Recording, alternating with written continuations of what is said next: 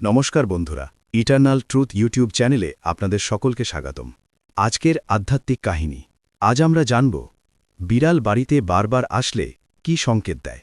কাশীনাথপুর মানচিত্রে নামমাত্র একটি গ্রাম, কিন্তু এই গ্রামের মাটির নিচে লুকিয়ে আছে শত বছরের অভিশাপ, অশান্ত আত্মা আর ভুলে যাওয়া পাপের ইতিহাস। গ্রামের শেষ প্রান্তে ছিল এক পুরনো বাড়ি। লোকেরা তাকে বলতো ছায়া বাড়ি। দিনের আলোয় বাড়িটি সাধারণ মনে হলেও সূর্য ডুবলেই যেন বাড়ির দেওয়ালগুলো নিঃশ্বাস নিতে শুরু করত। বাতাস ভারী হয়ে যেত, পাখিরা সন্ধ্যের আগেই উড়ে যেত অন্যদিকে। এই বাড়িতেই থাকতেন হরিপদ মুখার্জি ও তার স্ত্রী সারদা দেবী। সবকিছু ঠিকঠাকই চলছিল, যতদিন না সেই কালো বিড়াল প্রথম এসেছিল। সেই দিনটি ছিল অমাবস্যা।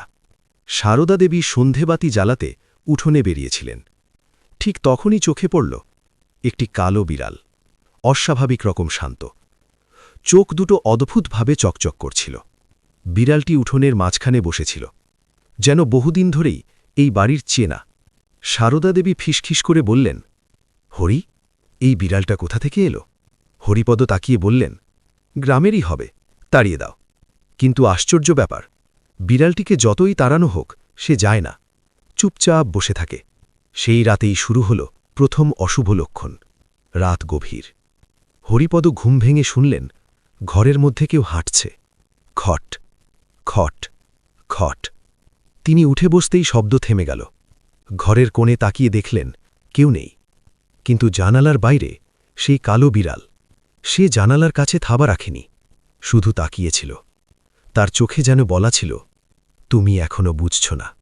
পরদিন গ্রামে কথা রটে গেল, হরিপদর বাড়িতে কালো বিড়াল আসছে রোজ।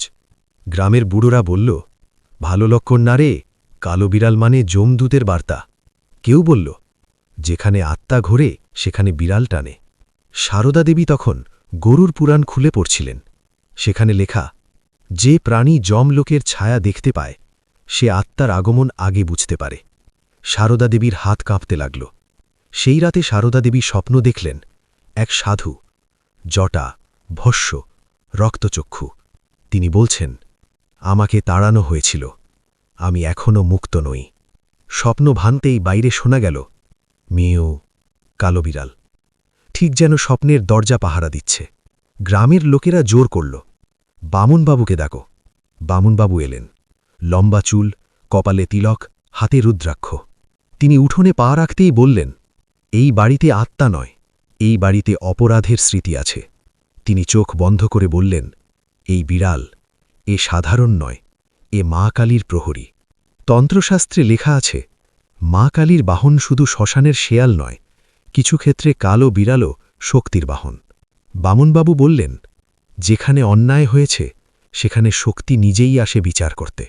ধ্যানে বামুনবাবু যা দেখলেন, এক সাধু এই জমিতেই বাস করতেন। লোকেরা তাকে ডাইনি, তান্ত্রিক বলে তাড়িয়েছিল। হরিপদর পূর্বজন্ম সেই দলে ছিল। সেই সাধু অভিশাপ দেননি, তিনি শুধু বলেছিলেন, আমাকে মুক্তি দাও। কিন্তু কেউ শোনেনি। কালো বিড়াল রাতে আত্মাকে ভরে ঢুকতে দেয় না, নেগেটিভ শক্তি শোষণ করে, জীবিতদের রক্ষা করে। সে আসছিল রক্ষা করতে, ভয় দেখাতে নয়।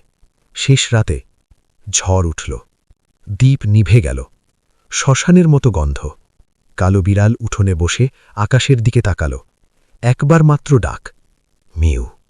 তারপর হাওয়ার সঙ্গে মিলিয়ে গেল সবকিছু। পরদিন বাড়ি হালকা, আকাশ পরিষ্কার, ভয় নেই। বামুনবাবু বললেন, বিড়াল চলে গেছে মানে আত্মা মুক্ত। সব বিড়াল অশুভ নয়, কিছু বিড়াল আসে পাপ মনে করাতে, আত্মা মুক্ত করতে, ঈশ্বরের সংকেত দিতে। যদি কোনোদিন আপনার বাড়িতে একটি বিড়াল বারবার আসে, ভয় পাবেন না, হয়তো সে এসেছে আপনাকে রক্ষা করতে। এই ছিল আজকের আধ্যাত্মিক কাহিনী। আপনাদের এই গল্পটা যদি ভালো লেগে থাকে, লাইক, কমেন্ট, শেয়ার, সাবস্ক্রাইব অবশ্যই করবেন। পুরো গল্পটা শোনার জন্য ধন্যবাদ।